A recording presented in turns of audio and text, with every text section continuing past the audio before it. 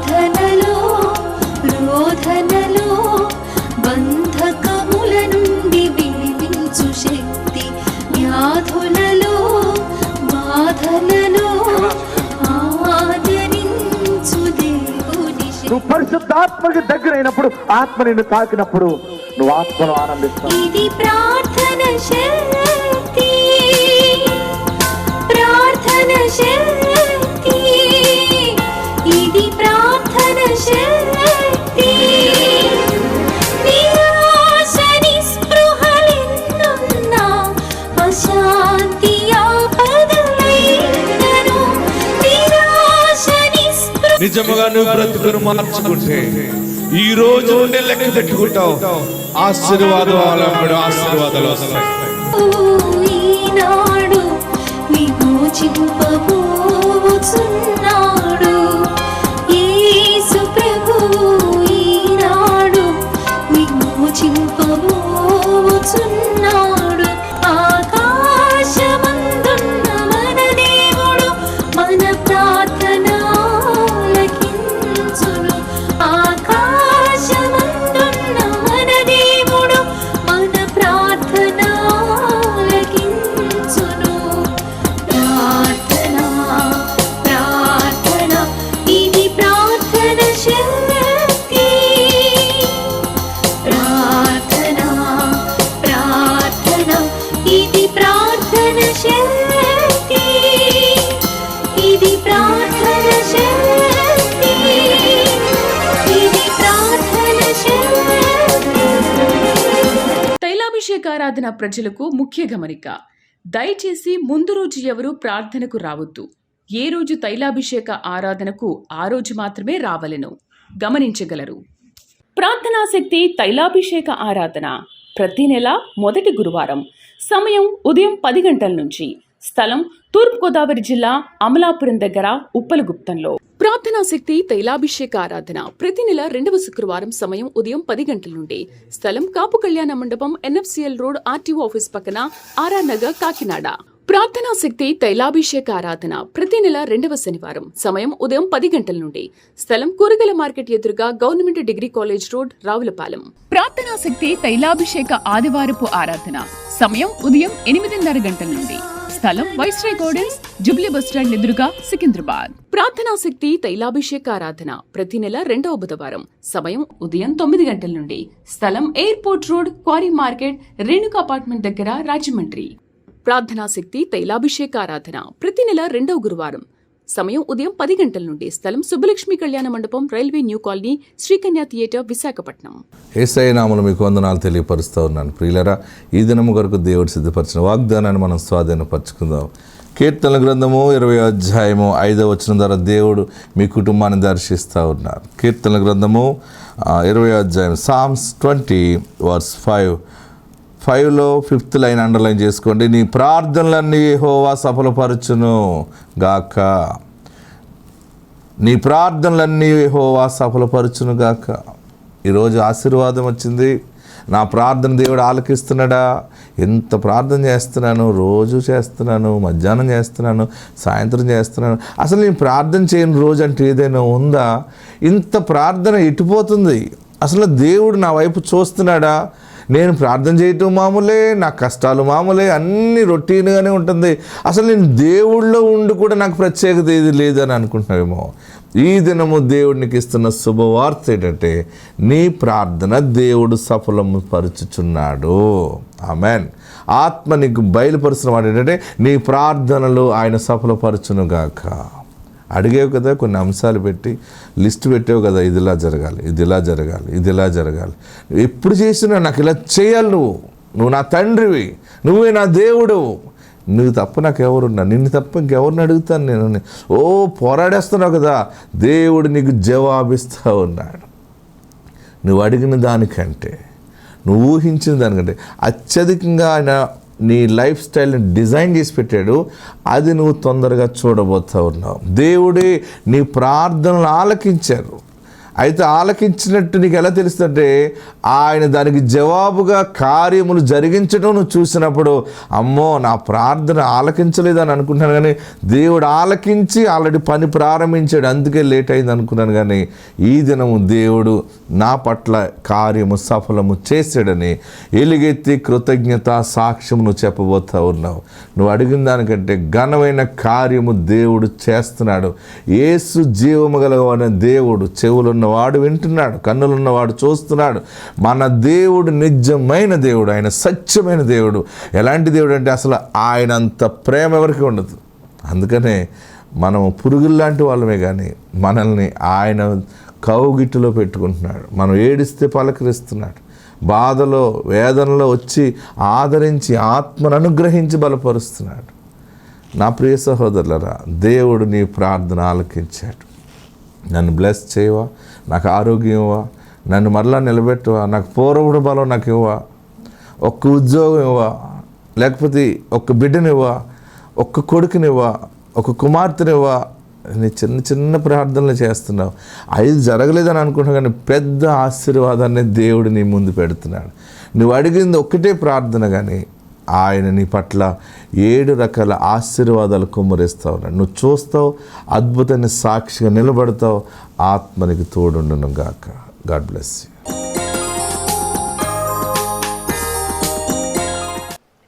ప్రకటన గ్రంథము 14వ అధ్యాయంలో 5వ వచనాన్ని మనం ధ్యానం చేసుకుందాం. ప్రకటన గ్రంథము 14వ అధ్యాయము 5వ వచనం. వీరి నోట ఏ అబద్ధమును కనబడలేదు. వీరు అనింద్యులు. ఆమేన్, హల్లెలూయా. 3వ వచనం కూడా చదవండి. వారు సింహాసనం ఎదుటను ఆ 4 జీవుల ఎదుటను పెద్దల ఎదుటను ఒక క్రొత్త కీర్తన పాడుచున్నారు. భూలోకములో నుండి కొనబడిన ఆ 144,000 మంది తప్ప మరి ఎవరును ఆ కీర్తన నేర్చుకొనజాలరు.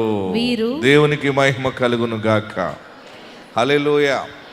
ఈరోజు మనము అనింద్యులు అనే అంశాన్ని నేర్చుకుందాం. అనింద్యులు అంటే ఎవరు? వారి నోట ఏమి లేదు, అబద్ధము లేదు. వీరు అబద్ధము లేని వారు గనుక వీరు సింహాసనం ఎదుట నిలబడ్డారు. వీరు 4 జీవుల ఎదుట నిలబడ్డారు. 24 పెద్దల ఎదుట నిలబడ్డారు. వారి నోట కొత్త కీర్తన కలిగి ఉన్నారు. ఆమేన్. అనింద్యులు అంటే అక్కడే ఒక మాట ఉంది, అబద్ధం ఆడని వారని. రెండవది నీతి మంతులు, నిజాయితీ పరులు. రాసుకుంటున్నారా? గుర్తుపెట్టుకోండి. నింద మోపని వారు, ఎదుటి వ్యక్తి మీద నింద మోపని వారు. సౌందర్యవంతులు. ఎవరు వారు? అనింద్యులు అంటే చెప్పాలి. ఎవరెవరు? మొట్టమొదటిగా చెప్పాలి, అబద్ధమాడని వారు. రెండవది నీతిమంతులు. మూడవది నిజాయితీ పరులు. 4 నింద మోపని వారు. 5 సౌందర్యవంతులు. హల్లెలూయా, హల్లెలూయా. ఇన్ని అర్హతలు వీరికి ఉండుట ద్వారా యోహాను పద్మస్ దీపంలో ఈ దర్శనాన్ని చూస్తూ ఉన్నాడు. పరలోకములో దేవుని సన్నిధిలో ఏం జరుగుతుందో యోహాను చూస్తూ ఉన్నాడు. ప్రియులరా, అద్భుతమైనటువంటి కృప ఏంటంటే ఆ పద్మస్ దీపంలో యోహాను చూసిన ఈ దర్శనములో దేవుని ఆత్మచేత నింపబడి రాస్తున్న మాటలువి. సింహాసనం ఎదుట ఈ మనుషులున్నారు. ఎవరు వీరంటే 144,000 మంది. ఎంతమంది? 144,000 మంది సింహాసనం ముందున్నారు. రెండవది 4 జీవుల ముందున్నారు.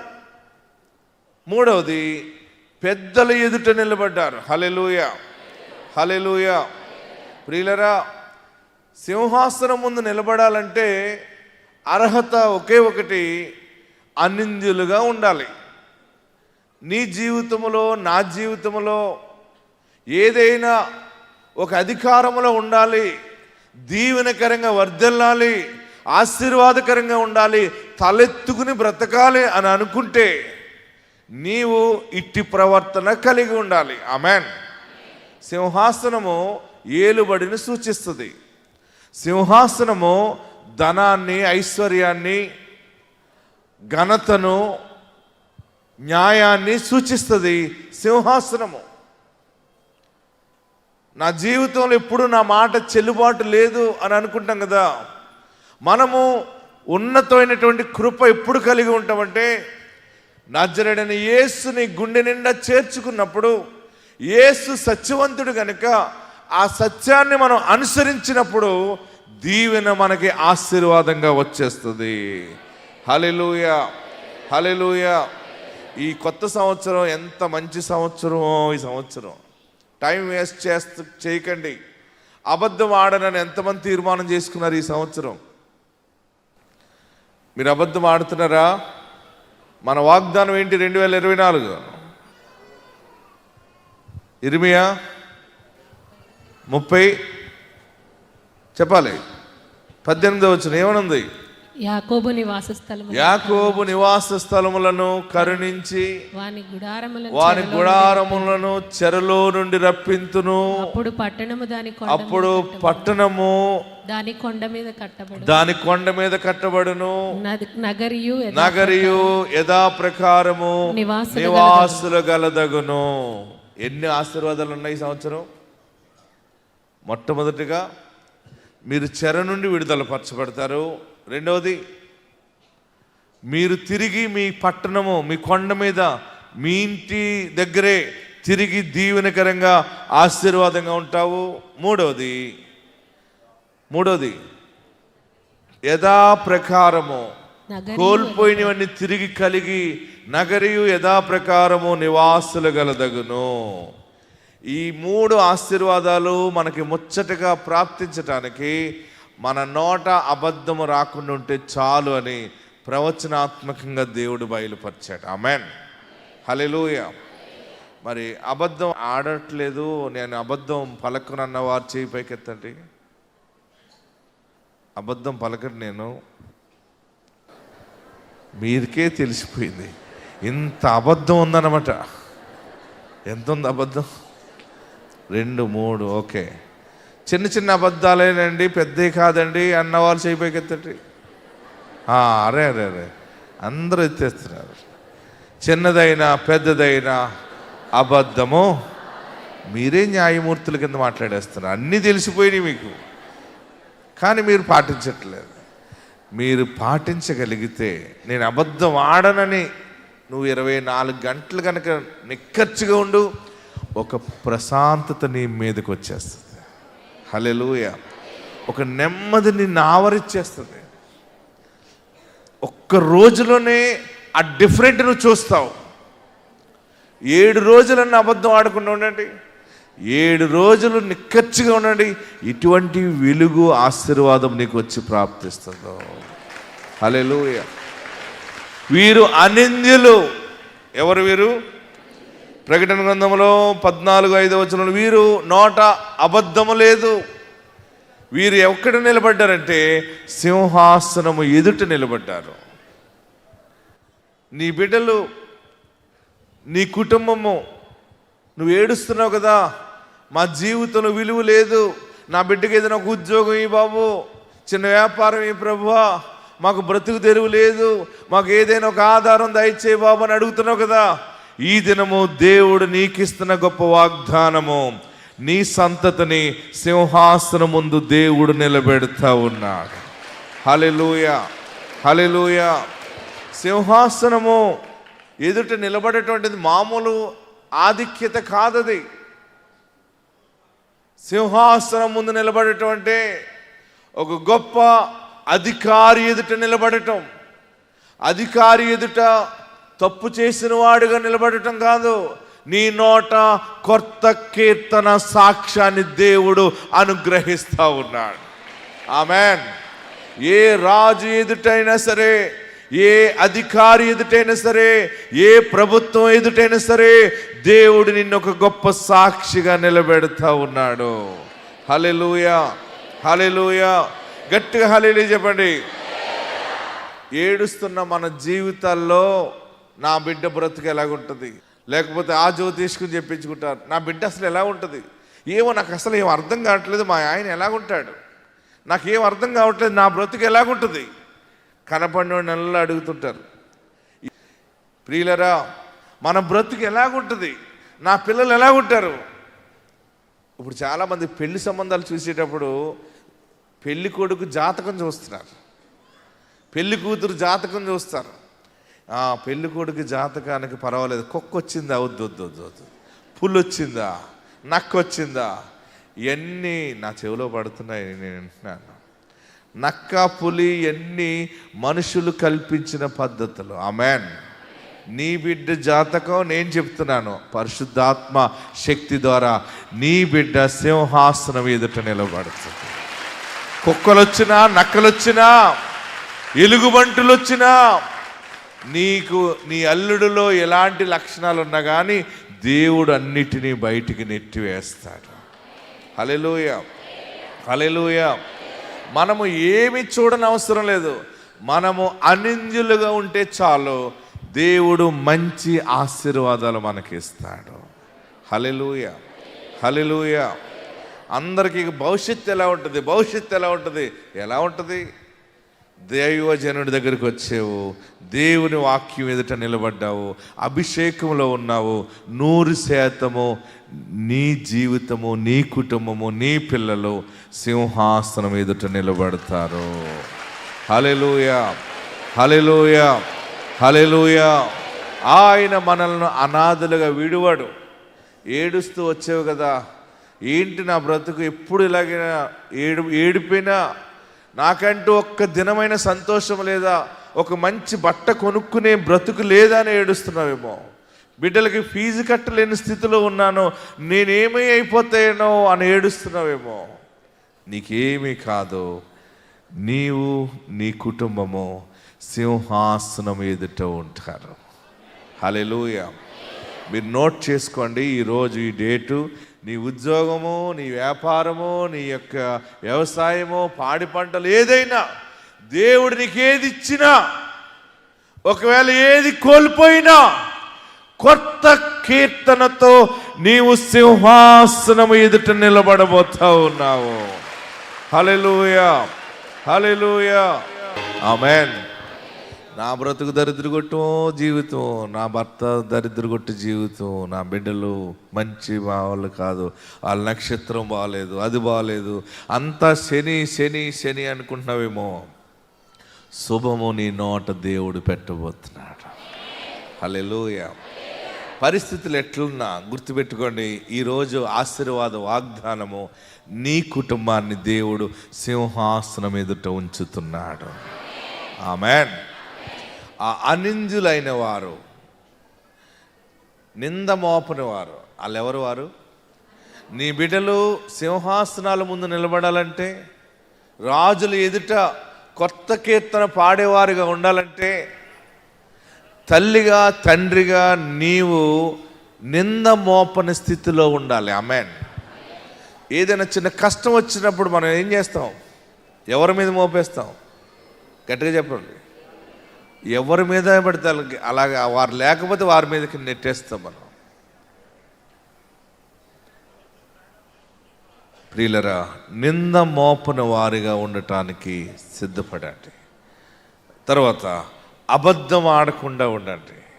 ఇంకా నీతిని కాపాడుకుని జీవించండి. నిజాయితీగా జీవించటానికి సిద్ధపడండి.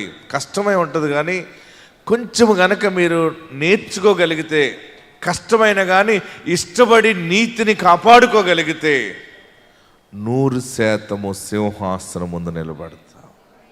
ఆమేన్. వీరు అనింద్యులు. ఎవరు వీరు? పాలకొల్లు వారు అనింద్యులు. ఆమేన్ అనండి. అయ్యి బాబోయ్, నిజమే. మీరందరూ అనింద్యులేనా? నేను అనింద్యుల జాబితాలో ఉన్నానన్నవారు చేయి పైకెత్తి గట్టిగా హల్లెలూయా చెప్పండి. ఎంత అబద్ధం! ముందు నేను అడిగితే ఎవరు చెప్పలేదు అబద్ధం ఆడుతున్నారంటే. ఏదేమైనా చాలా తెలివైన వాళ్ళు మీరందరూ. కానీ దేవుడు మిమ్మల్ని ప్రేమిస్తూ ఉన్నాడు. యేసయ్య మిమ్మల్ని ప్రేమిస్తూ ఉన్నాడు. ఏడవకండి, మిమ్మలను దేవుడు సింహాసనం ముందు పెడుతున్నాడు. హల్లెలూయా. మీ నోట బలమైన సాక్ష్యం ఉండును గాక. హల్లెలూయా. రెండవది మనం చూస్తే 14వ అధ్యాయము 3వ వచనంలో, వారు సింహాసనం ఎదుటను ఆ 4 జీవులు ఎదుట, ఆ 4 జీవులు ఎదుట. 4 జీవుల గురించి నేను చాలా సమయాలు మాట్లాడాను, మీకు ఒక్కసారి తెలియపరుస్తున్నాను. సింహాసనం దగ్గర ఉన్న 4 జీవులు, మొట్టమొదటి జీవి సింహం వంటిది. రెండవ జీవి చూడండి, ప్రకటన గ్రంథము 4వ అధ్యాయంలోకి వస్తే ఈ 4 జీవుల పేర్లు అక్కడ ఉన్నాయి. చూడండి, 4వ అధ్యాయము 7వ వచనం. ప్రకటన గ్రంథము 4వ అధ్యాయము 7వ వచనం. మొదటి జీవి సింహము వంటిది. అందరూ నోట్ చేసుకుంటే, మొదటి జీవి సింహం వంటిది. రెండవ జీవి దూడ వంటిది. రెండవ జీవి దూడ వంటిది. మూడవ జీవి మనుష్యుని ముఖము వంటి ముఖము గలది. నాలుగవ జీవి ఎగురుచున్న పక్షిరాజు ముఖము వంటిది.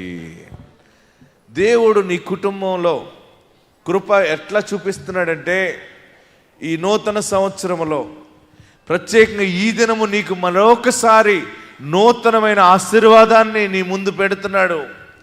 ఎందుకు అంటే ఆయన నిన్ను ప్రేమిస్తూ ఉన్నాడు.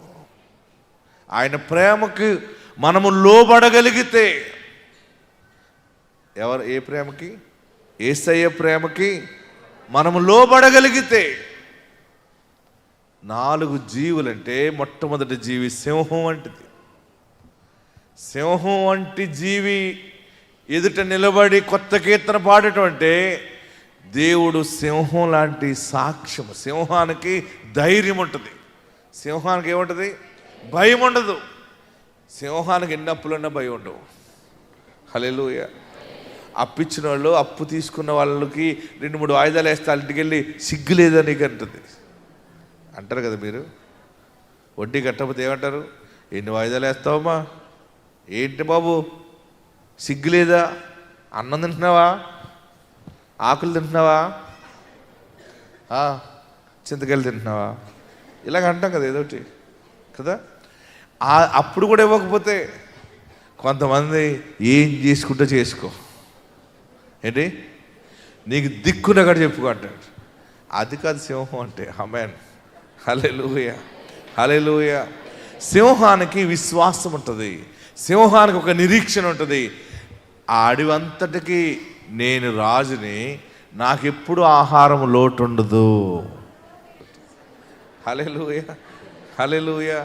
సింహానికి ఏం తింటానో, ఎలా బ్రతుకుతానో, ఉద్యోగమో అని భయం ఉండదు. ఒక ధైర్యముగా ఉంటుంది. హల్లెలూయా. మీరు కూడా చాలామంది అన్ని సమస్యలు పోతే నీ నడక సింహంలాగా ఉంటుంది. దేవుడు నిన్ను సింహం ముందు నిలబెడతా ఉన్నా. నీ బిడ్డల్ని సింహాసనం ముందు పెడుతున్నాడు. ఆ 4 జీవులు ఎదుటంటే మొదటి జీవి సింహం వంటిది. ఎందుకు ఏడుస్తున్నావు? చచ్చిపోవాలని ఎందుకు అనుకుంటున్నావు? నీవు నమ్మిన దేవుడు అనాది కాదు. ఆయన సజీవుడు, సజీవుడు, పునరుద్ధానుడు. ఆమేన్. మీరు మంచి ప్రవర్తన కలిగి క్రీస్తుని గుండె నిండా చేర్చుకుని యేసయ్య వైపు మీరు చూడగలిగితే, మీ పాపాలు యేసయ్య ఎదుట ఒప్పుకోగలిగితే, వెంటనే ఈ ఆశీర్వాదంతో మనం సెలవు తీసుకుంటాం. అందరూ లేచి నిలబడండి. ఎక్కడున్నవారు అక్కడ లేచి నిలబడి కళ్ళు మూసుకుని ప్రార్థనలోకి రండి. ప్రభువా, నా ఎదుట ఇంత గొప్ప వాగ్దానాన్ని నువ్వు నిలబెట్టావు నాయనా. నేను నా బ్రతుకు ఏంటని ఏడుస్తున్నాను. జ్యోతిష్కులు చెప్పింది వేరు, పరిశుద్ధ వాక్యములోంచి వచ్చిన మాటలు వేరు బాబు. ఈరోజు నువ్వు నాతో మాట్లాడినందుకు మీకు వందనాలు. దేవుడు మిమ్మల్ని పెద్దల ఎదుట నిలబెడుతున్నాడు. 4 జీవులు ఎదుట నిలబెడుతున్నాడు. సింహాసనం ఎదుట నిలబెడుతున్నాడు. ఎక్కడున్నవారు అక్కడ లేచి నిలబడండి. లేచి నిలబడి మీరు 2 చేతులు ఆకాశం వైపు చాపండి. చేతులు ఎత్తుట సాయంకాలం నైవేద్యం అని చెప్తా ఉన్నాడు. దేవుడు నిలబెడుతున్నాడు కదా. ఇంతవరకు ఏది చేసినా తెలుసో తెలియకో పడిపోయేవేమో, తెలుసో తెలియకో దుర్మార్గంగా జీవించేవేమో, తెలుసో తెలియకో ఒక కోపిష్టిగా జీవించేవేమో, తెలుసో తెలియకో పట్టుదలగా దేవునికి దూరం అయిపోయేవేమో. అయ్యా నా పాపాలు క్షమించేస్తాయా, నన్ను పరిశుద్ధపరచు బాబు అని అడుగు. ఆయన నిన్ను జ్ఞాపకం చేసుకున్నాడు. ఇంతవరకు చాటుగా బ్రతికేవేమో, భయంగా బ్రతుకుతున్నావేమో, నీకున్న బలహీనతలను బట్టి, నీకున్న ఆర్థిక పరిస్థితులను బట్టి దాక్కునే జీవితంగా అయిపోయింది. ఎందుకు నేను పారిపోతే నయమో, నేను చనిపోతే మేలేమో, నా అప్పులు ఎవరు తీరుస్తారు, నా రోగం ఎవరు తీరుస్తారు, నా పరిస్థితులు బాగుగా లేవు, నా తరపు మాట్లాడేవారు ఎవరు లేరు అని అనుకుంటున్నావా? యేసు నీ పక్షముగా ఉన్నాడు, యేసు నీతో ఉన్నాడు, యేసు నిన్ను జ్ఞాపకము చేసుకున్నాడు. అందుకనే సింహాసనం ఎదుట ఆయన నిన్ను నిలబెట్టడానికి ఇష్టపడి నీతో మాట్లాడుతూ ఉన్నారు. 4 జీవుల ఎదుట నిన్ను నిలబెట్టడానికి ప్రభు ఇష్టపడి ఉన్నారు. పెద్దల ఎదుట నిలబెడతా ఉన్నాడు. ఆయన మామూలుగా ద్రోషిగా కాదు నువ్వు నిలబడేది. పెద్దల ఎదుట ఒక నింద కలిగిన వాడుగా కాదు, కొత్త కీర్తన కలిగిన మనిషిగా మాట్లాడబోతున్నావు. హల్లెలూయా, హల్లెలూయా. పాపాలు ఒప్పుకోండి. ఇక పాపం చేయను బాబు, నన్ను పరిశుద్ధపరచు, నన్ను పవిత్రపరచు, నాకు ఈ కష్టాలన్నీ పోవాలంటే నేను మారాలని మాట్లాడావు. ఎస్, నేను మారుతున్నాను బాబా అని నువ్వు మార్పు చెందుతావా? అందరూ ప్రార్థనలో ఉండండి.